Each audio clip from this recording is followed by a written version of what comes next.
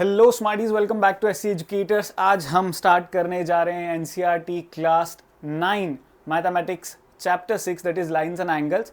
इसके बहुत ही प्यारे सिंपल से कंसेप्ट्स है जो आपको मल्टीपल चैप्टर्स में काफ़ी यूजफुल होंगे।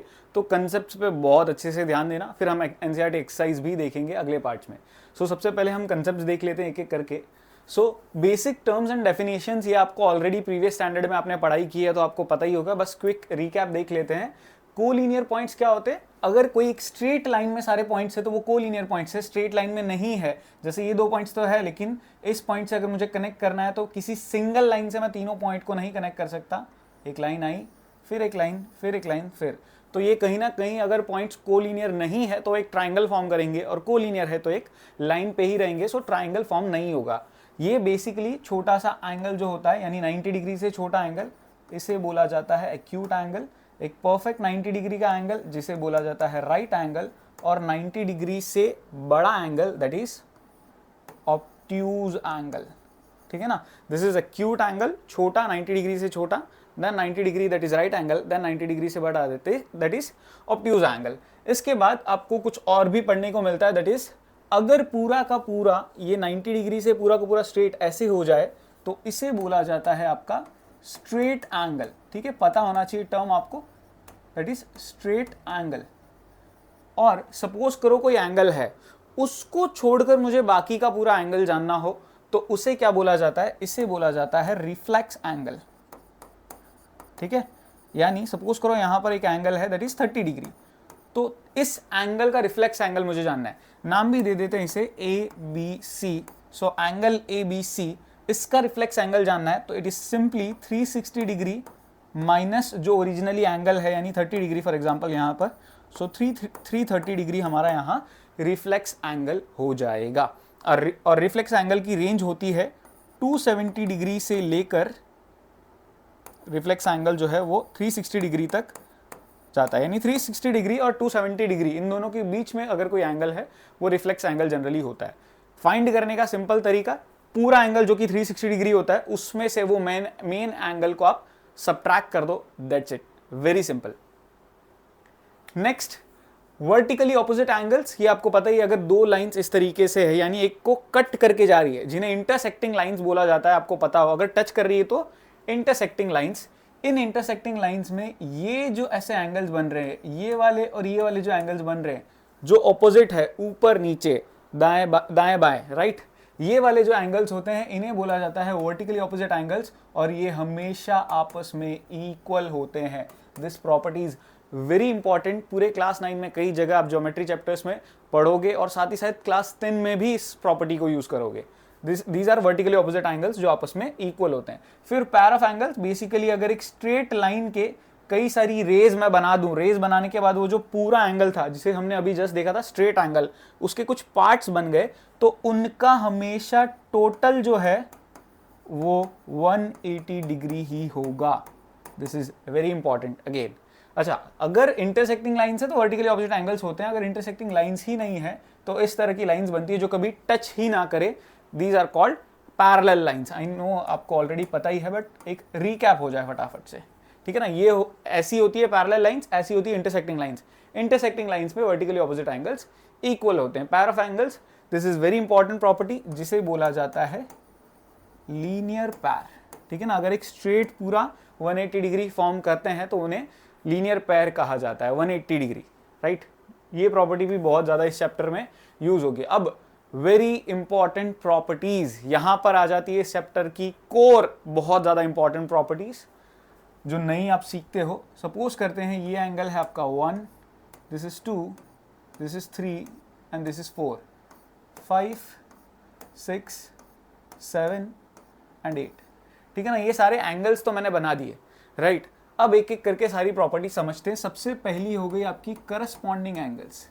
करस्पॉन्डिंग एंगल्स जो है वो आपस में हमेशा इक्वल होते हैं, बट करस्पॉन्डिंग एंगल्स होते कौन से हैं वो लॉजिक पहले समझ लो। कभी भी ऐसा कुछ बने, है ना, ऐसा ऐसा, ठीक है ना, एक जैसा दिखे। अब ये दो लाइंस है ना, एक चीज समझना, इसका बाहर ये होता है, अंदर ये होता है, और इस वाली लाइन का अंदर ये होता है, बाहर ये होता है। तो अगर एक का बाहर और दूसरे का अंदर हो और लाइन के सेम साइड हो, ठीक है ना, ये लाइन जिसे ट्रांसवर्सल बोला जाता है, जो दो पैरेलल लाइंस है उनको कट करके जो जाती है, इंटरसेक्ट करके जो जाती है, उसे बोला जाता है ट्रांसवर्सल। ट्रांसवर्सल के सेम साइड लेकिन दोनों अंदर की तरफ नहीं है, सिर्फ एक अंदर की तरफ है और एक बाहर की तरफ है, तो इन्हें बोला जाता है करस्पॉन्डिंग एंगल्स। जैसे यहां पर करस्पॉन्डिंग के पेयर्स कौन से हो गए, 1 और 5, 2 और 6, 3 और 7 एंड लास्टली हमारा 4 और 8। ये सारे एंगल्स आपस में इक्वल होंगे और इन्हें क्या बोला जाता है, करस्पॉन्डिंग एंगल्स। ये बहुत जरूरी है क्योंकि अगला चैप्टर जब आप ट्राइंगल्स भी पढ़ते हो तब ये प्रॉपर्टी जब भी यूज करोगे तो रीजन लिखना पड़ेगा। अगर आप कोई दो एंगल्स को इक्वल लिख रहे हो और यूज कर रहे हो करस्पॉन्डिंग एंगल, तो आपको रीजन लिखना पड़ेगा ब्रैकेट में, नाम करस्पॉन्डिंग एंगल्स। ठीक, ऐसे ही करस्पॉन्डिंग एंगल्स के बाद आता है ऑल्टरनेट इंटीरियर एंगल्स। अब ऑल्टरनेट इंटीरियर एंगल्स क्या होता है, इंटीरियर बोला है तो अंदर की तरफ से होगा ही, ऑल्टरनेट का मतलब ट्रांसवर्सल के एक इस तरफ तो एक इस तरफ, ठीक है ना, जैसे ये है, ठीक है ना, ये ट्रांसवर्सल हो गई, तो एक इस तरफ है तो एक इस तरफ होगा, एक राइट साइड है तो एक लेफ्ट साइड होगा, इस तरीके से। तो यहाँ पे ऑल्टरनेट इंटीरियर एंगल्स आपको क्लियरली दिख रहे हैं, एक तो हमारा 4 और 6 है वो भी आपस में इक्वल होंगे, और एक 3 और 5 है वो भी आपस में इक्वल होंगे। ये प्रॉपर्टी भी बहुत इंपॉर्टेंट, बहुत जरूरी है, कई चैप्टर्स में यूज करेंगे। अब जैसे ऑल्टरनेट इंटीरियर है तो ऑल्टरनेट एक्सटीरियर भी होंगे, और आई एम श्योर आप इतने समझदार होशियार हो कि आपने गेस भी कर लिया होगा कौन से होंगे ऑल्टरनेट एक्सटीरियर। ऑल्टरनेट तो होंगे लेकिन लाइन के बाहर, एक्सटीरियर, तो एक इस तरफ एक इस तरफ, यानी 1 और 7 बाहर बाहर है, 2 और 8, एंगल 1 इक्वल्स टू एंगल 7 और एंगल 2 इक्वल्स टू एंगल 8।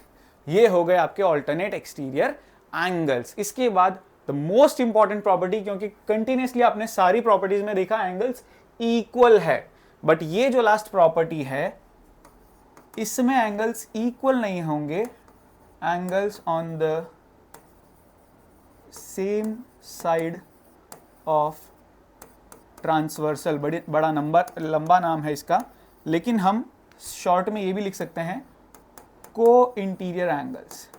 अब ये जो को इंटीरियर एंगल्स होते हैं ये आपस में इक्वल नहीं होते, लेकिन इनका सम 180 डिग्री होता है, यानी 4 और 5, 3 और 6, angle 4 plus angle 5 equal to 180 degree, and angle 3 plus angle 6 is equal to 180 degree. These properties are the most important part of this chapter, क्योंकि आगे के ज्योमेट्रिकल चैप्टर्स में, क्योंकि क्लास 9 में है काफ़ी सारे ज्योमेट्री बेस्ड चैप्टर्स है, जैसे फॉर एग्जांपल अगला ही है ट्राइंगल्स, फिर आएगा आपका क्वाड्रिलेटरल्स, तो ये सारे चैप्टर्स में ये प्रॉपर्टीज़ का काम बहुत ज़्यादा लगने वाला है, तो इसको एकदम अच्छे से फोकसफुली समझ लो। लास्ट हमने जो पढ़ा है उसका मीनिंग क्या हुआ, ये ट्रांसवर्सल के सेम साइड और दोनों अंदर की तरफ, देखो एक बाहर एक अंदर हमने इक्वल लिखा था करस्पॉन्डिंग एंगल, लेकिन इस बार दोनों अंदर है और सेम साइड है तो वो इक्वल नहीं होंगे, बट इनका सम 180 डिग्री होगा। ये लॉजिक है इसके पीछे। आई होप समझ में आया होगा। This is very very important. Done. So इस चैप्टर के जो कंसेप्ट्स थे वो सारे क्लियर हो चुके हैं। अब अगले पार्ट में हम सीधा मूव ऑन करेंगे एक्सरसाइज की तरफ। बहुत सिंपल सा चैप्टर है, मजेदार चैप्टर है। आई होप आपको सब कुछ समझ में आया होगा। Thank you so much for watching. मिलते हैं नेक्स्ट वीडियो में।